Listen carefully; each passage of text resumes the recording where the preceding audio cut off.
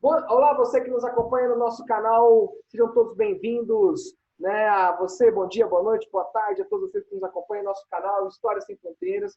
Olá, meninos que estão nos acompanhando. Hoje nós vamos falar um pouquinho do tema que é escravos no Brasil colônia, né? A situação do escravismo, a condição de escravismo no caso do Brasil colônia, na fundação da colônia Brasil, né? Durante o governo português. Bom, primeiro plano, meus amigos, nós temos que pensar o seguinte: como que se constrói a história do Brasil? O Brasil é uma colônia, fazendo parte de um processo econômico mercantil, né, do processo de colonialismo, a procura de riquezas, o avanço territorial português, ou seja, as terras de além-mar, de ultramar, né, além do mar, as terras ultramarinas do Novo Mundo seria, aí, no caso, o Brasil, né?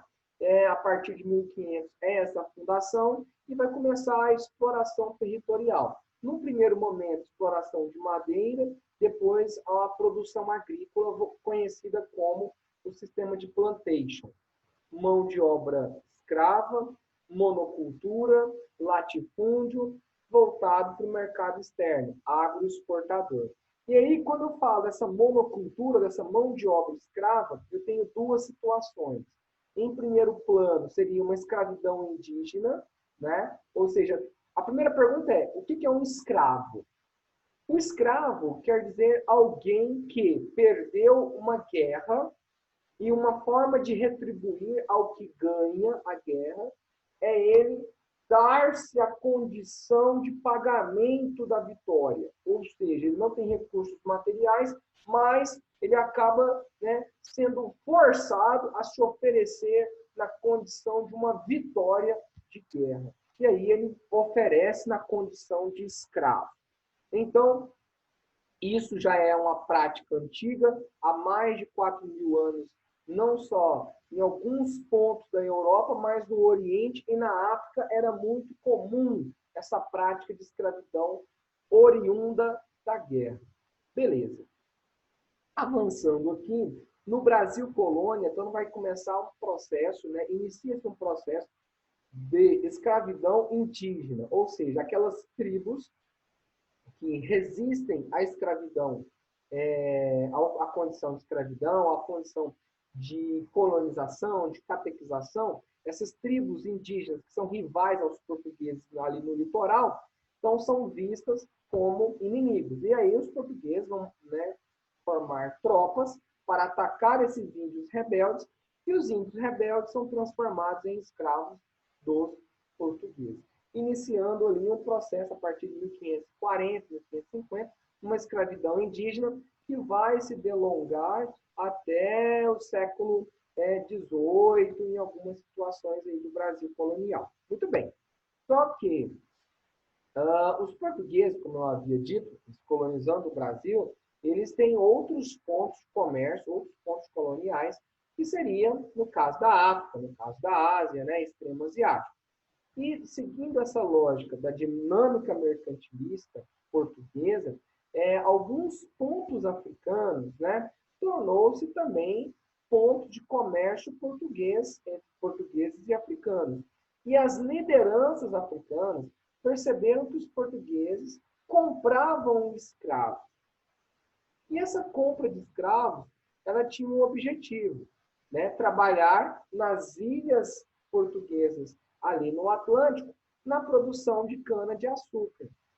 Com esse modelo de produção de cana-de-açúcar, de plantation, nas ilhas do Atlântico, Ilha da Madeira, Ilha dos Açores, esse modelo é trazido para o Brasil, como diz a professora Vera Lúcia Perlini, na Civilização do Açúcar, e no escravismo, o professor Carlos Davidoff, né? Carlos Henrique Davidoff. Então, isso é trazido para o Brasil, esse modelo, né, de produção agrícola, no caso plantation açucareiro, e é preciso trazer também essa mão de obra, né, especializada na condição de escravidão.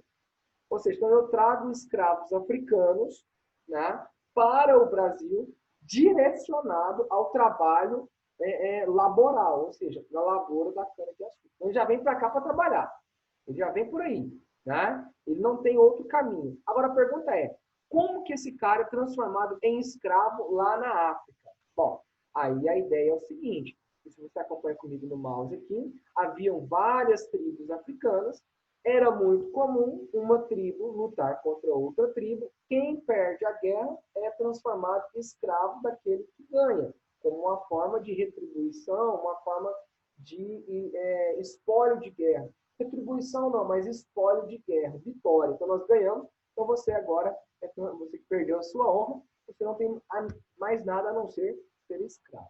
Então, aí esses escravos são transplantados, né, são levados até a essas tribos, né, vencedoras, e ali essas tribos começam a levar esses escravos, essas recompensas de guerra, essas peças de guerra, para o litoral. E lá no litoral começa, né, essa relação de troca, essa relação de compra entre portugueses mercantis, mercadores, né, comprando especiarias africanas e comprando escravos para serem levados até os portos da colônia do Brasil e ali serem revendidos para o interior da colônia, para a produção de açúcar da colônia, para o engenho de açúcar da colônia. Então, estima-se que entre o século XVI até o século XIX, mais ou menos, em torno de 10 milhões de escravos, entre 9 e 10 milhões de escravos, foram transplantados da África para o Brasil. É óbvio que são momentos de pico, momentos de queda, mas numa totalidade foram retirados da África em torno de 9 a 10 milhões de pessoas. Tudo bem? Alguns estudos dizem que até mais, né? No caso, o Brasil foi um dos maiores mercados consumidor dessa mão de obra, tudo bem? Que saía da África para o Brasil com o intuito de destinar-se ao trabalho da mão de obra escrava. Bom, olha só, os principais pontos que saíam da África e vinham para o Brasil. Moçambique, Angola, região da Mina, região de Guiné. São mais ou menos ali na África, em torno de 10 portos africanos. Luanda, Benguela, São Jorge da Mina, Ajudá, né? Enfim, são vários portos africanos, né, que são mandados aqui para o Brasil. No Brasil, os portos africanos seriam a região de Belém, São Luís, Recife, Salvador e Rio de Janeiro. E se você observar, Sacramento seria na região do Uruguai, tudo bem? Ali na região do Uruguai. Mas se você observar na costa brasileira, pegando a parte nordeste do Brasil, você percebeu que tanto o Nordeste, a faixa litorânea brasileira, principalmente do Nordeste até a região do Rio de Janeiro, você tem uma grande população afrodescendente. Por quê? Porque boa parte desses centros comerciais eram os entrepostos. Entreposto é o que? O local de compra e venda de mercadorias, e dentre elas a entrada, né, de escravos. No Rio de Janeiro, em 2018, né, fazendo algumas escavações por conta das mudanças, né, lá de logística no Rio de Janeiro, transporte, encontraram o antigo porto de compra de chegada e venda de escravos no Rio de Janeiro, na cidade do Rio de Janeiro, que é a região do Valongo. Não sei se você já ouviu falar, mas é a região do Valongo. Né? Recife também foi um dos grandes centros, né, de compra e venda de escravos, São Luís, Belém, Salvador nem se fala, porque até então era, né, a capital da colônia durante um certo momento. Depois ocorreu a divisão da colônia, parte central e parte norte, onde São Luís era a capital norte da colônia e Salvador seria a parte sul da colônia. Depois vai ter uma outra redefinição, né, lá por volta de 1750, com a descoberta do ouro, onde vai trazer mais escravos da África para o Brasil, né, que é a região do Rio de Janeiro, onde vai ser a mudança, né, da capital, até para facilitar a questão do ouro no Brasil, né, porque ficava mais perto do Rio de Janeiro, a região das minas de ouro, do que de Salvador, por uma questão de uma distância de logística. E tem a Estrada Real, que liga a região das minas, né, até de Ouro Preto até Rio de Janeiro.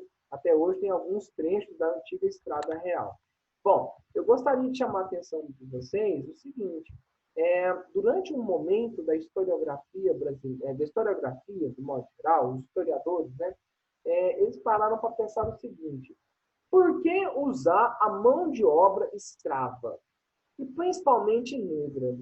Qual era a justificativa no pensamento cristão europeu do século XV e XVI? Bom, há algumas linhas de estudo, preste muita atenção, deixa bem claro isso, não é para justificar nada, mas para deixar bem claro.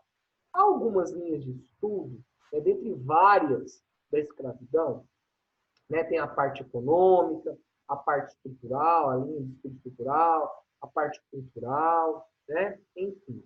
E há uma linha de estudo que argumenta, que faz a pesquisa no seguinte aspecto. Naquele momento, acreditava-se, olha só essa linha de estudo, preste atenção, deixa bem claro, e vai justificar a mão de obra escrava. Por que, então, que o Estado português vai, partindo da ideia do mercantilismo, do colonialismo, da procura de terras e riquezas, vai usar a mão de obra escrava negra? Essa é a pergunta. Bom, no universo mental católico, do século XV e XVI, era preciso buscar uma justificativa, uma justificativa que legitimasse o uso da mão de obra escrava africana, subsaariana. Então, chegou à conclusão que o seguinte: pensadores daquela época, deixa bem claro, é uma linha de justifica que a escravidão africana seria um resultado de que a igreja legitima, reconhece essa escravidão, porque aqueles africanos do meio da África, ou seja, a África subsaariana, seriam descendentes de Cã. Quem é Cã? Cã, nas histórias semíticas, ou seja, na tradição judaica, seria filho de Noé, onde Noé jogou uma maldição sobre ele e sobre a sua descendência. E essa maldição seria a marca do pecado. Logo, o Cã foi destinado para a região ali, do meio da África, região do antigo reino de Sabá, e todos os seus descendentes carregaram, então, essa marca do pecado na pele, de que haviam ali sido abandonados por Deus. Então, agora, como estavam sendo abandonados, eles viviam numa tradição, numa religiosidade animalista, panteísta, com sacrifício de animais, e por aí vai. Bom, essa linha de pesquisa, essa linha de estudo, quero deixar bem claro, é uma linha dentre várias, tudo bem?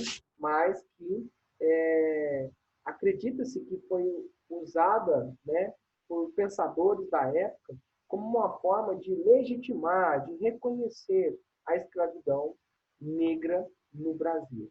Tudo bem? Então, deixa aqui o registro, que é uma linha de pesquisa. Tá bom, galera? Bom, avançando aqui então. Essa cultura africana é transplantada para o Brasil.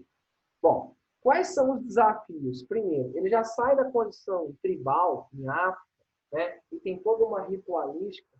Alguns memorialistas, alguns historiadores contam que da saída de Angola, de Luanda, havia um grande portal de madeira, e aí antes de passar esse portal, tinha uma plataforma de madeira até chegar no navio. Então esses africanos, quando eles escravos, quando eles iam sair da África, de Angola, de Luanda, para os navios portugueses, então eles davam uma volta numa árvore cheia de espinhos, parecendo a maminha de porco, e colocavam as suas mãos ali e davam 20 voltas, enquanto eles giravam em torno da árvore, e colocavam as mãos ali naquela árvore, aqueles espinhos iam sangrando a mão e o sangue ia escorrendo pela árvore e enterrando na África. Aquilo era um ritual de apagamento de memória. Bem, então eles ali iriam apagar a sua memória. E quando eles entravam no navio, eles eram amarrados, eu vou mostrar isso aí para vocês, eles acabavam ali, para não, num momento de, sei lá, de depressão, de tristeza profunda, que nós chamamos de banzo, eles repetiam o seu nome, repetiam alguma coisa da sua língua. para que não esquecesse, para que não apagasse a sua memória.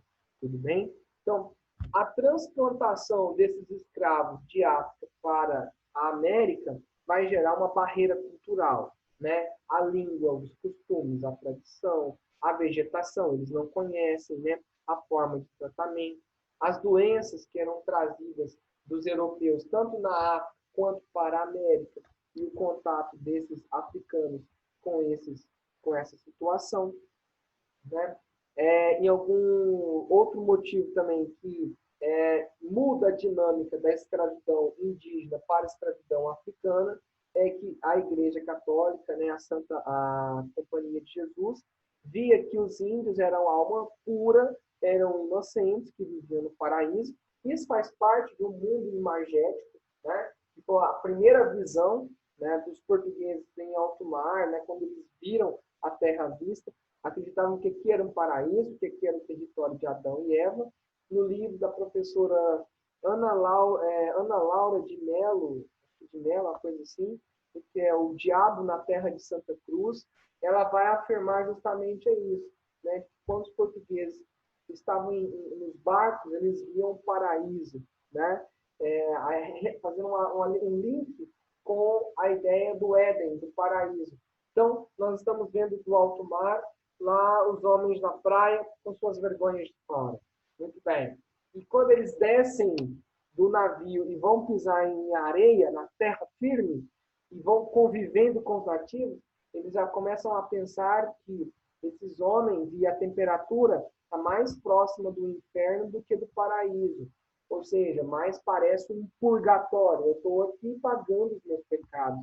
Mas quando os portugueses observam que os índios comem carne humana, ou seja, antropofagia, aí os portugueses relatam em seus documentos: meu Deus, eu tinha visto o paraíso, estou no purgatório, mas concluo que não é um purgatório, e sim um inferno. Aqui é de fato um inferno, e esses homens, esses nativos, precisam receber a verdadeira religião, o catolicismo. Eles precisam ser civilizados, catequizados. Tudo bem? Bom, e aí esse processo de conversão dos indígenas foi um caminho mais fácil para o processo de conversão, né? No caso, na visão do Estado e da Igreja Católica, que na posição da Igreja com relação aos africanos gera uma resistência. Então, essa resistência africana às tradições católicas é também um dos motivos deles serem também escravizados. Então, a questão da guerra na África, a questão do choque cultural e a questão da resistência ao cristianismo por parte dos africanos. Tudo bem? Porque até então seria uma traição aos seus orixás, às suas entidades. Bom, o historiador Stuart Schwartz, ele vai falar: os africanos, sem dúvida, não eram mais predispostos ao cativeiro do que os índios, né? Português, inglês ou qualquer outro povo arrancado de sua terra natal e submetido à vontade alheia, mas as semelhanças de sua herança cultural com as tradições europeias valorizavam-nos aos olhos dos europeus. Então, não é que o africano ele tem aí, né, uma predisposição a mais com isso, não é isso. Mas é que o africano já saía da África numa condição de mercadoria. Ele já saía numa condição valiosa de mercadoria. E aí nós vamos observar agora a questão do tráfico negreiro, né? Quantas pessoas foram enriquecidas com esse tráfico negreiro? Não é à toa que uma estátua lá na Inglaterra, acho que é na Inglaterra, não sei se é na Inglaterra, nos Estados Unidos, acho que é nos Estados Unidos, eu não me lembro muito bem, acho que é em Londres mesmo, né? De um grande senhor, essa estátua foi derrubada, né? Ele enriqueceu com a venda e compra de escravos, mais de 80 mil escravos durante o período colonial, do século XVII até o século XIX, até o século XVIII, né? Esse grande comprador de escravos fez fortuna, e isso foi um dos símbolos na Inglaterra, em Londres, da derrubada dessa estátua lá. Bom, muito bem. Esse tráfico negreiro, né, ele enriquecia a burguesia metropolitana. Isso de fato. Né? O grande comerciante, o grande traficante de escravos, ele enriquecia com isso. Mas é interessante por que o Estado português está preocupado com a escravidão africana e não com a escravidão indígena. Olha que loucura. Se você for parar para pensar, para quem mora na colônia, o português que mora aqui, é muito mais barato escravizar o índio, porque tem grande quantidade de índios aqui, basta declarar guerra, invadir uma tribo e trazer ele como escravo, do que comprar um escravo africano, que é muito mais caro. Mas o governo português para perceber o seguinte, olha só, uma questão de arrecadação de impostos, tributário. Todo escravo que sai da África, olha só, todo escravo que sai da África, nos portos africanos, nos portos portugueses africanos, pagam impostos para a coroa.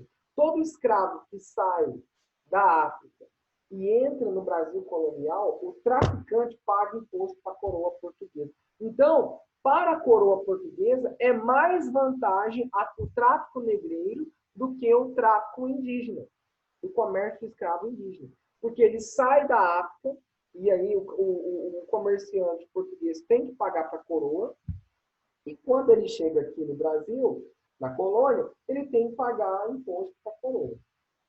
É óbvio que vai ter ali sonegação de imposto, nem todos os escravos serão declarados, mas tinha essa cobrança de imposto. Isso é uma das maiores justificativas para a substituição da mão de obra escrava negra com relação à mão de obra escrava indígena. Sacou? Os traficantes capturavam os negros nas colônias portuguesas, ou seja, compravam eles ali na África e depois vendiam para diversos interessados. Bom, aí, como eu havia dito a vocês, essa é a logística da rota do tráfico negreiro, vindo de Moçambique, Angola, a região da Mina, a região de Guiné. Pode ver que nessa costa africana você tem até hoje antigas colônias portuguesas e descendentes de portugueses africanos ali. Bom, nós estamos mostrando aí esse traficante de escravos, no caso, negociando com o líder tribal africano, isso é em África, e aqui estão as duas peças, os dois cativos, veja que eles estão amarrados pelos pés para serem comercializados. Tudo bem? Veja que esse senhor, esse líder africano tribal, ele usa o fumo, ele fuma, e o fumo que é vindo da região da América, o fumo era praticado na América, ele era vendido, comercializado com os africanos, com os líderes tribais. Então, peraí, qual que era a moeda de troca? Os comerciantes compravam da América o fumo, a pinga, levava para a África e trocava em troca de escravos. Comercializavam, relação de escambo com escravos. Tudo bem? Então, a moeda de troca era fumo por escravos. Vamos lá. E aí, esses escravos, então, eram negociados ali no porto. Tudo bem? Aqui, no caso, é na chegada, aqui, no caso, tanto na saída de Portugal, na saída da África, quanto na chegada de portos portugueses, aqui no Brasil. Então, olha como é que esses escravos eram colocados no navio. Então, em alguns navios chegavam a colocar 300 escravos. Então, tenta imaginar a condição de higiene desses escravos. Tenta imaginar as doenças que tinham nesses navios. Tem uma doença chamada de escorbuto. Devido à falta de vitamina E, se não me engano, a gengiva incha a hemorragia, os dentes começam a cair. Por isso que quando os escravos chegavam em terra firme, a primeira coisa que o traficante escravo fazia era alimentar esses escravos durante 3 meses, para que ele recuperasse o seu corpo, recuperasse a sua saúde e pudesse ser vendido em boas condições. Tá bem? Tá? Então, não havia a ideia, a questão da higiene, ali, banheiro, jamais, os escravos, e comiam o que tinha, geralmente era fubá de milho, tá bom? Outra situação também que a gente chama atenção é a questão da depressão, que era típica nesses navios, que os escravos ficavam entristecidos, chamado banzo, e ali esse banzo, essa depressão, é até um nome de origem matriz africana, esse nome banzo, e daí vem o banzé, essa depressão, essa tristeza, né, acabavam levando eles à morte também, né? Então, os maus tratos, a baixa alimentação, a condição de escravo, a tristeza, e muitos ficavam ali, né, chorando, lamentando, mas na verdade, né, ali falando o seu nome, o nome de sua terra, da sua família, como uma forma de não apagamento de sua memória. Assim, então, olha só, entre os séculos 17 e 18, mais ou menos, nós temos ali a mortalidade nos navios negreiros, era mais ou menos 30%.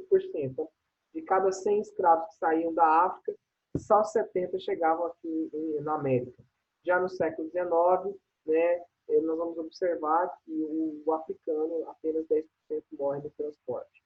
Bom, o tráfico negreiro para o Brasil, ele vai crescendo no século XVIII, né, ele vai chegar a mais ou menos uma totalidade, até o início do século XIX, em torno de quase 5 milhões de escravos, no tráfico negreiro, né, no transplante de lá para cá. Tudo bem? Mas há estudos que chegaram até, né, 8 milhões de escravos. Tudo bem? Agora, a gente vai observar que o desembarque anual de escravos, você vai acompanhando comigo, né? A cada época que vai se passando, em alguns portos brasileiros, você vai vendo um crescente, né, na mão de obra de escravos, anualmente, ano a ano. Então, se você pegar ali, ó, né, de 1601 a 1650, a cada ano, né, era 4 mil escravos. Então, você multiplica aí a quantidade, você vai vendo quanto vai chegando, né?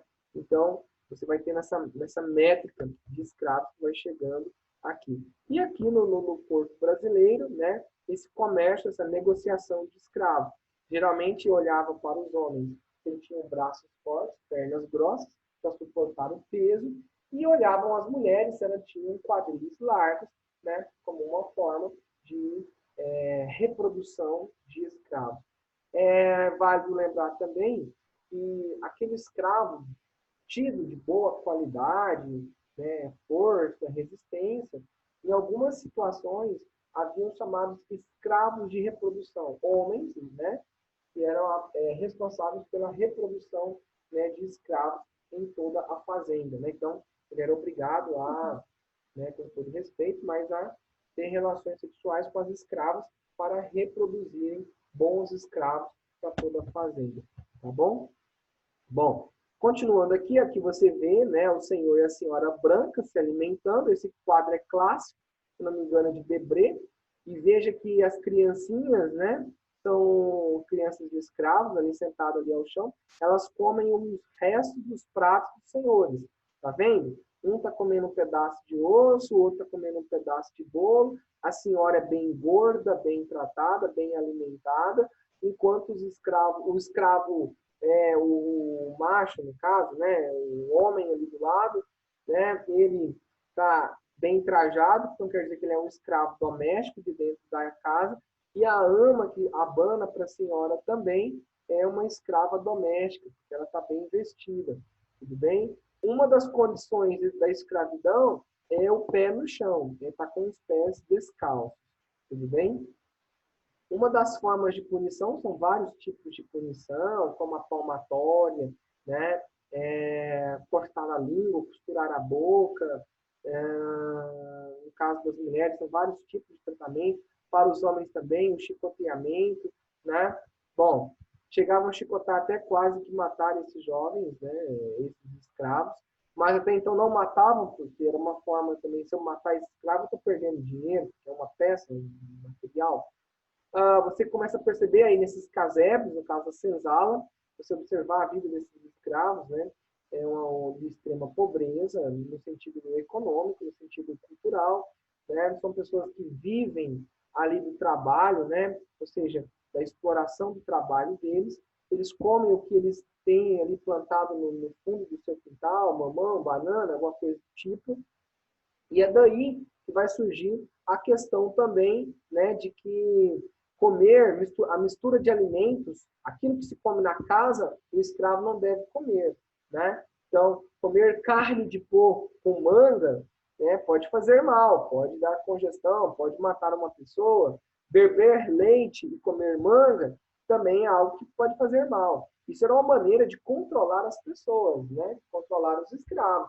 Então, o escravo está ali tirando o leite, ele não pode beber o leite, mesmo com vontade, porque ele levantou cedo, comeu uma manga, na época da manga, né, da época da fruta, no tempo da fruta. Então, era uma maneira de controlar as pessoas, né?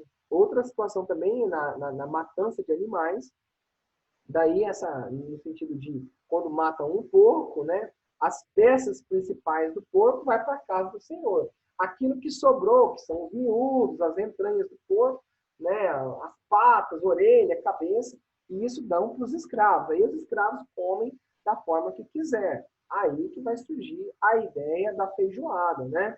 O escravo pega aqueles pedaços de carne frita e mistura no feijão e come esses pedaços de carne aí no meio do feijão, porque é aquilo que sobrou, né, de uma matança de porco aí.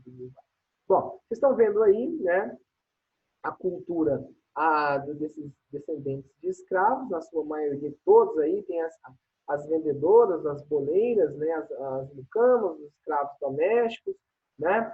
Veja que um está com berimbau, daí vem a ideia, né, da capoeira, que é uma espécie de uma dança, uma arte marcial, criada no Brasil, tudo bem? Criada no Brasil pelos descendentes de escravos, que lutavam ali na porta da senzala, naquelas regiões de gramínea, e ali eles dançavam e cantavam músicas de origem matriz africana, com ritmos africanos.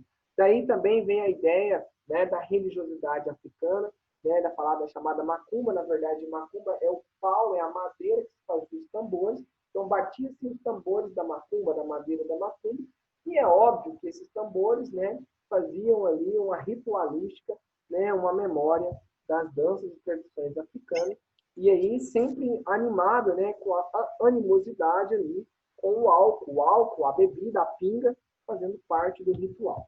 Bom, aqui é uma das formas de açoite, um escravo sendo açoitado, deixa eu voltar aqui novamente, né?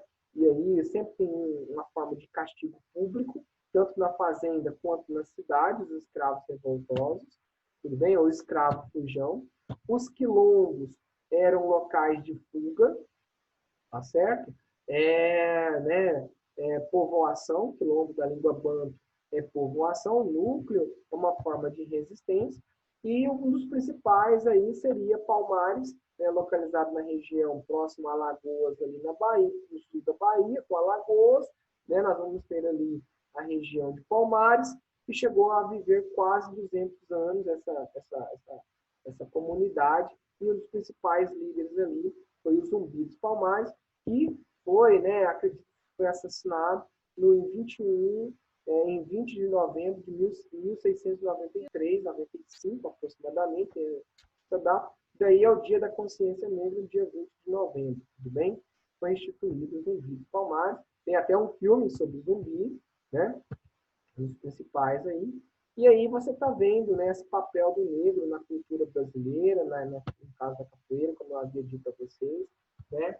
E aí nós estamos vendo aqui, olha só, o aprisionamento de escravos e aqui pessoas sendo presas na década de 60 aqui no Brasil, enfim. Bom, meus amigos, muito obrigado pela participação de vocês. Uma ótima manhã, uma ótima tarde, uma ótima noite. Até a próxima.